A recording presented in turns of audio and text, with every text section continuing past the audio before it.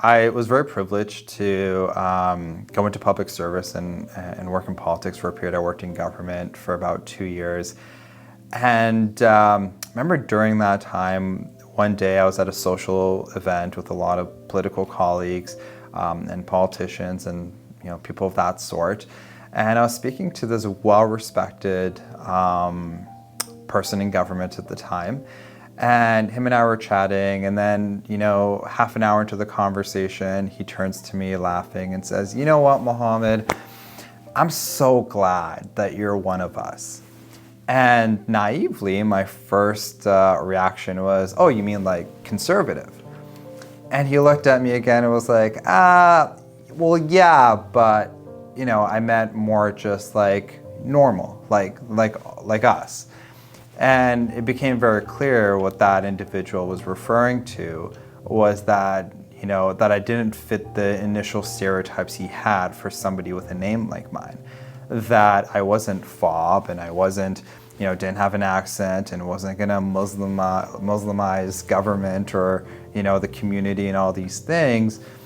And it's still, to this day when I talk about it, one of those like really difficult things to mentally process, because when you experience racism like that so direct, you almost feel embarrassed, like you did something wrong.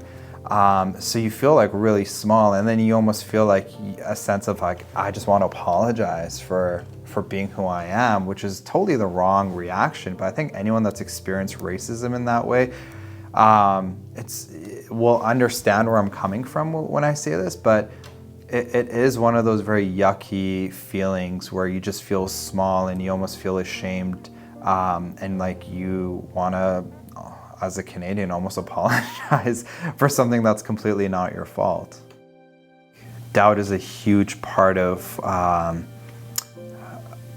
what you feel when you experience racism, but I think part of that doubt is also like you want to overcompensate for who you are, because you want to constantly prove to everybody that you do belong, that you do fit. And I think I struggled with that a lot professionally. Like since I was, in high school and, even university and post-university, a lot of people who know me in the community, my colleagues, my friends, are always like, "You're very ambitious, you're doing a lot. Like, why are you out here starting a business? Like when you're like 19, 20 years old, why are you in spaces that like traditionally young people and particularly people of color don't go into?" Like one of my first businesses was like, I went into real estate development and construction. Like it's not an industry that has a lot of diversity in it at all. Or why did I go into politics and go work for a conservative government that traditionally not a lot of people like me are really in? But I felt like I needed to be in those spaces to open those doors to combat a lot of those stereotypes.